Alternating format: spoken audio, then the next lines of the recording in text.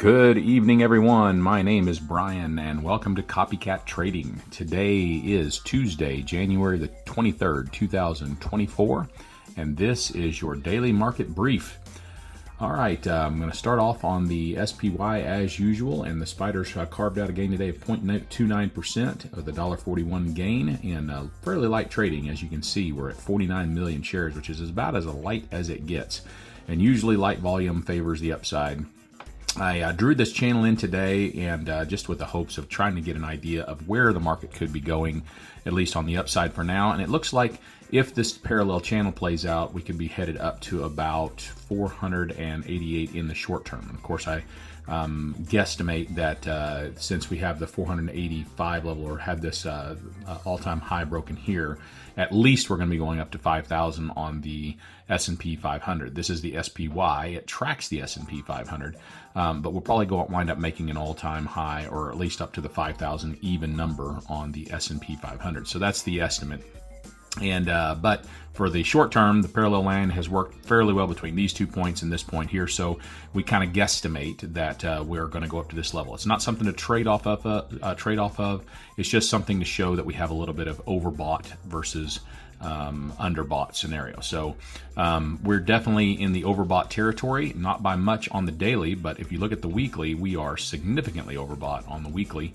And so we should expect some sort of rapid pullback any day. We just don't know when that's going to be or what the catalyst is going to be, but it's certainly not going to stay at this level. We'll either have a lot of sideways consolidation in order to take off the overbought condition, or we will have a pretty steep descent into pretty good correction, let's just put it that way, coming up. We just don't know when that's going to be.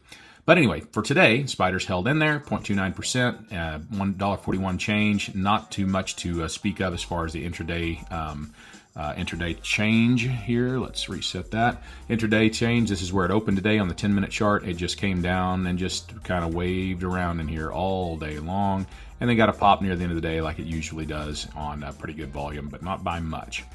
All right, so that's it for the S&P 500. And then as far as the Qs go, QQQ, which tracks the NASDAQ, of course, and tracks the NASDAQ 100, had a similar day. We had 0.41% climb, $1.75. And it's just looking for its all-time highs once again, and we'll see how that goes. It's at the very top of the parallel channel. If we take this parallel channel as something that is going to stop at, then it's at the top of its parallel channel, and at some point it's going to come back. And as far as being overbought, it is significantly overbought on the weekly as well, but not as much as the S&P 500. So the QQQ is due for a pullback as well. We just don't know when that's going to be or what that's going to look like. And if we just take a look here at the IWM, the Russell 2000, after having that great big day yesterday, kind of came back and just gave up a little bit of it today, and we're down 0.29%, not by much, by only 57 cents. So not much of a pullback, but if it does create a pivot here, that will create a new lower low in the IWM, and we'll just have to wait and see where it goes from there. Excuse me. And on the weekly chart, it's still overbought slightly, but it has these normal overbought conditions here above the 20-day moving average. So we have a pretty good overbought condition, but not by much. We may expect to have a little bit more of a correction come in here, but we'll just have to wait and see what the Russell does. As of right now, as you can see by looking at the larger chart, the Russell has largely been chopping in a range all the way since back February of 2021. It chopped in this range, and it dropped down, and it's chopped in this range. And it broke out of this range just briefly on December 26th, so late December, but it has come back in that range, and of course it has been a lackluster performance compared to the S&P 500 and the QQQ. As a matter of fact, whenever you look at the S&P 500 and the QQQ compared to the Russell 2000, which is 2,000 companies, these are all small caps, of course, it's still showing that we have somewhat of a risk-off scenario in the 2000 or the normal Main Street companies, whereas in the Magnificent Seven and the QQQ and the companies that are in the S&P 500, which is 500 stocks, we have a meteoric rise, which means we have a lot more interest in those companies, as you can tell by the S&P 500 hitting its all-time highs. All right, S&P 500, if it comes back down, of course the resistance is going to be, or your support line, excuse me, is going to be the all-time highs. And so we don't have a long way to fall as long as it is a lightweight fall. If we get some volume behind it, we might come down to this level, and I've outlined that one for you before, but we might come down to 459. But overall, the market is still good, and we got a pretty good run on our hands. And of course, you got some stopping places along the way. I think this is a gap, if I'm not mistaken, on the daily. You got several places you could stop. This low pivot right here and this low pivot right here will be support as well. And of course, the bottom of the channel will be support as well. On the QQQ, if we take a look at it and we find out where it's going to go, if the system, or if the S&P and the Nasdaq come back in, of course, the all-time highs will be support right in there, the bottom of the channel, and of course, this high pivot right here as well will be support. And then if we take a look, if we go on down to gold's still just doing a meteoric thing. It's just sitting there chopping around in this range. It was up 0.38% or $7.70 today, not by much. And then silver still had a good pop today, but not by much. We had a 1.61% climb right back up to this resistance level right here, and we'll see what happens. Again, we still have this head and shoulders in place, which it's not the best of head and shoulders. But I would not expect this one to play out, honestly. If it does play out, it'll take us down to around the 19.5, and if that does happen, then I'll be buying the silver. However, if it's not the best of head and shoulders patterns, and so I expect that it could probably break out or break this neckline. If you don't know, head and shoulders patterns only work out about 50% of the time. They're only about 50-50, maybe a little bit more than that. They work out maybe 51%, 49%, but not very often do they work out.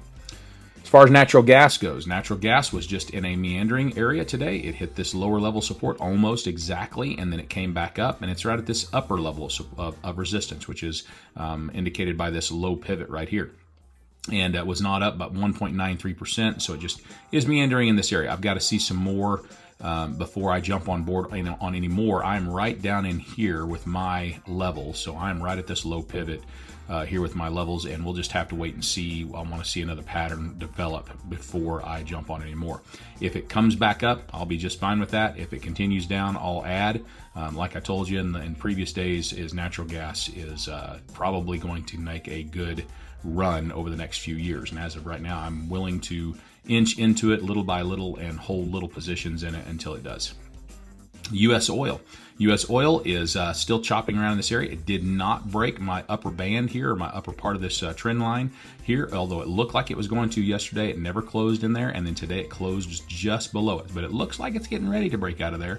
But as I told you before, I drew this in yesterday. It did make a head and shoulder. It is making a head and shoulders pattern here, and so that is a legitimate head and shoulders pattern. But this is the head and shoulders pattern, and of course it broke out of it right in here whenever it came through and broke this up. So it very well could make a run up to the $80 level, a little bit higher than $80, but as of right now, we're still in this wedge pattern. So you got kind of two things going at one time. You got an ascending wedge, which generally breaks down, and then you got a head and shoulders pattern, or inverse head and shoulders pattern, which is predicting that it's going to go up. So we'll just wait and see. With all the stuff going on in the Middle East, all it would take is one little thing, on the non-technical side, on the fundamental side, to make this thing rocket ship up. And it very well could happen tonight, overnight. It could happen anytime. And U.S. oil would be through the roof. So I wouldn't doubt it if the inverse head and shoulders pattern plays out. However, I'm not going to jump on board this, and I'm not going to play it in any way just because of the uncertainty that's going on over there in the Middle East. All right, Bitcoin. Bitcoin had a down day once again today, and we have closed below this pivot point and below this support level. So it's not looking good for Bitcoin. Next stop is going to be down here, 38,000. And then once we get down to 38,000, we should see a bounce of some kind. Now, whether it's going to come back up to 40,000, I don't know. But we should sort of get some sort of bounce in Bitcoin once we get down here to 38,000.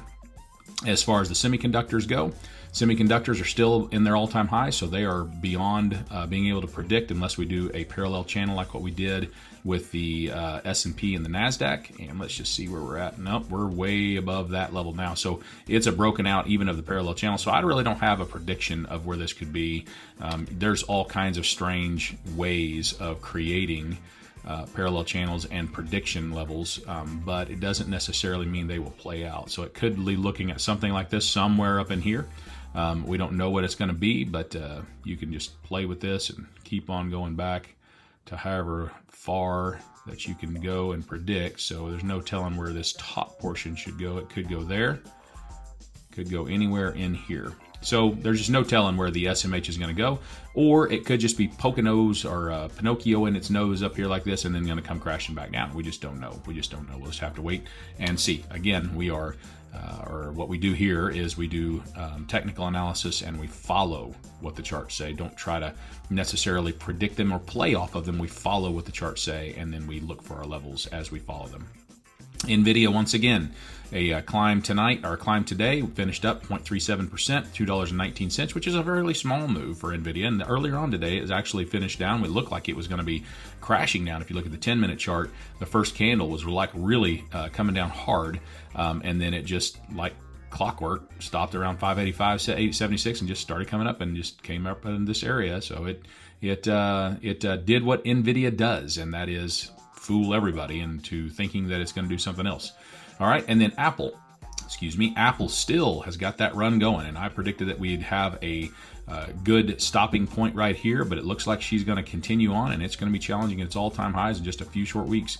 Even though it said sales were down and it guided down, Apple is still moving up. Now, the one caveat to that is earnings is right there, and that will be on February the 1st.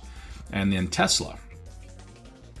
Tesla is down below this support level. I don't like the looks of Tesla, and of course I'm in Tesla for all full disclosure, but I'm into Tesla right down here almost at this line, and so it popped up above my break-even point today, and then I did not take anything off the table. I kind of wish I had. Now, of course, it's always that way, but it came back down below that support line once again, so it failed to recapture support. But again, we could be just doing a Pinocchio where we're sticking our nose down below that support line and rocket shipping back up. We don't know, but I will say this: earnings are tomorrow, so they're going to announce earnings on the 24th after the close. So tomorrow after the close, we'll have Tesla earnings, and we'll see where we go, and I'll give you maybe a level on that tomorrow. But as of right now, that's where she sits. Microsoft is still up at its all-time highs, and it's just trucking along here just like Microsoft always does, and Microsoft has broken out of this wedge pattern. Boy, I mean, it took a good launch up there, and I didn't think that we were going to have this big of a move, but I guess if I'd looked at back here and looked kind of at the measured move, we still got quite a ways to go. Microsoft can still move up quite a bit. Meta. As far as Meta goes, Meta is still coming up, and it's going to try to challenge. I think it poked up above its all-time highs and closed above them today. So it closed below them yesterday, closed above them today. So we now officially have an all-time high closing record for Meta. Netflix reported earnings after the bell tonight, and we are surging higher. And so right now we're at $527.19, and I'll give you a level on that here in just a few minutes. But there's Netflix, and I think that Netflix could probably run up as high as 580 as long as it doesn't hit that in the overnight. As long as it waits till tomorrow, it could go all the way up to 580 or just a little bit more before it has a pullback tomorrow if it stays out up here, because we've all seen how that companies can report earnings, and earnings can make things, or the number can pop or the price can pop, and then they guide lower and the price could come crashing back down again. But as of right now, it's popping on earnings. So we're from $492. We closed at $492 somewhere in there, $492.19, and right now we're sitting at $529 in the after hours. All right, as far as Google goes, Google, nothing wrong with the chart, just like yesterday. It has an uptrend, and it had a pullback yesterday, just like just about most of everything. But we still got all the way up to 150 before she takes out her all-time highs. So we got a little bit ways to go. And the market will do tomorrow probably on the back of Netflix, whatever Netflix does. And, of course, it's reported good earnings so far today. And on the back of Netflix, it will... it'll do whatever it's going to do. So that's the simplest way of putting it. All right, so let's get into some levels. We have several things reporting earnings, and so I'm going to read those off to you and kind of a predicted level for them. And the only key to these levels is that the level cannot be hit in the overnight hours. So if you're going to try to do something with these levels, see whether or not I am telling the truth or not, and play them tomorrow, Make sure that they don't hit in the overnight hours. You'll have to look at your overnight trading and make sure that these levels did not get hit in the overnight. But Netflix, the levels that I have for it, if it comes back down, I have 442.79, 442.79, and then 424.07. As long as it doesn't hit those in the overnight hours, then those will be valid on the downside. On the upside, the only level I have is $580. So right in here, right in this level, about as high as 585.80, and it could pierce that even. And we should have a pretty good pullback on that. But Netflix, probably 580 on the upside is what we're looking at. Texan or Texas Instruments would be another one that is going to be reporting, and I believe it did report after the bell, if I'm not mistaken. It's down 3.7%, and my level on this is 166.51. That's 166.51, and then I have another level of 164.36 on the downside. I have one called ISRG, that's Intuitive Surgical, and that is a stock that is medical, and I'd be real careful with medicals. They're not real heavy on the trading, and there's usually one or two big institutional players in there just taking a long shot, and they usually can pierce levels quite a bit. But 572 is, if we're taking a look, I don't have any levels up. So no levels do I have that are up, but I do have some levels that are down. First level that I have down is $331.62. Next level is $317.12. CNI, Canadian National Railway Company. I don't have any up levels, but I do have some down levels. Down level number 1 would be $118.29. Down level number 2, $115.55. Baker Hughes. Baker Hughes reported today as well, and it is popping. The post is looking good. It's up in the after hours about 1.17%, and Baker Hughes looks like my first level is going to be 31.96. My next level is going to be 32.53, and I didn't realize these things were not changing, so let me change them manually. So that's what we're looking at on there. And then STLD. STLD is Steel Dynamics, and I have only an up level. I don't have a down level, so let me change that manually. STLD. And my up level for that is going to be $119.08. $119.08, and then my next level, $121.30. All right, so that's two levels for that. EWC, don't really have any levels. Actually, EWC, let me show you, I do have some levels on the downside. EWC looks like my level is going to be 65, or no, I got the right one? EWC. Nope, EWBC. Apologize for that. Looks like my level for that is going to be on the downside 65.30. 65.30 right in there, and then the upside, or the further downside, 62.42 right in there. So those are two levels, and then I actually have a really big level at 59.54. So if you're looking at those, that's the levels for that. And then on LRN, that is Stride Incorporated, and LRN, I've got a couple of levels, one of them being at 53.80 and one of them being at 51.43, 53.80 and 51.43. And then ASML, excuse me, ASML. And ASML, we've got a couple of levels down lower, 676.27 and 652.10. And keep in mind, this is a lighter stock, so be careful on it. But as a matter of fact, I would venture to say that if you're going to play those levels, that you probably need to be ready for a significant pierce. And there are various other ones, but I'm going to show you AT&T for now, because it's a bigger one that I'll be playing tomorrow as well. If we're going to be looking at the high side, we're going to be looking at probably looks like 1859, 1860 will be the upper level if we're going up on AT&T. We'll just have to see where it trades. As far as General Dynamics, and I've got to give you General Dynamics, and that'll be the last one tonight. Dynamics has got the lower levels of this upsloping trend line, and the lower level of the upsloping trend line, if it does gets down there, $232.31 for tomorrow, and then lower levels would be about $226.24 if it breaks that, $226.24. All right, so that is some levels for your day trades tomorrow if you're planning on day trading, and those are going to be the levels that I will play. Of course, I won't be playing all of them. I only have my eyes on a couple of them, but I'll be watching those levels myself.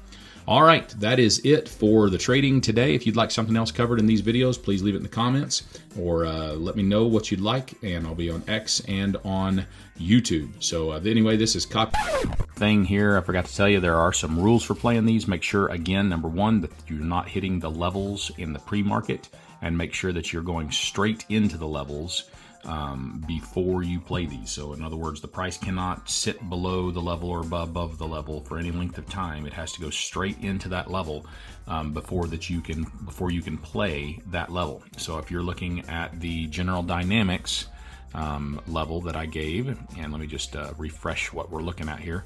On the General Dynamics level, we have two levels here, and I didn't give this in a minute ago, but $232.43, which is right at the low of this trend line, $232.43, and then $226.24. And like if I said, if you're looking at this first level, $232.43, and you're right in here, and that price comes down and then stays above it for any length of time, and then tries to go into, I'm talking like if it stays above it for 5-10 minutes, then don't take the level. But it has to go straight into that level if you're going to play the level. All right, so that is some of the rules involved with those levels that I gave to you. And I'm going to sign off for now. This is Copycat Trader saying I'll see you tomorrow on the charts.